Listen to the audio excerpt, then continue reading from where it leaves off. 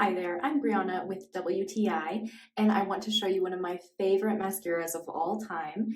This is the Lash Princess by Essence. This is such a fantastic mascara. I really love it. This is not the waterproof version, which I like because it's really easy to take off with just a little bit of face wash, and yet it somehow stays on all day. It doesn't come off in clumps. I really like that. So let me show you what it looks like. I have pretty long lashes, but you can't tell right now. They look extremely short, but that's why I love this mascara. It doesn't go on really clumpy, and you can also layer up. There we go, I have one eye done with mascara, and you can see they look so much longer. They look really full. Now, I usually just do one coat, but maybe if I'm going out in the evening, I'll let this dry a little bit and then I'll put on another coat, which makes them nice and thick. Okay, all done. So I am really happy with this mascara.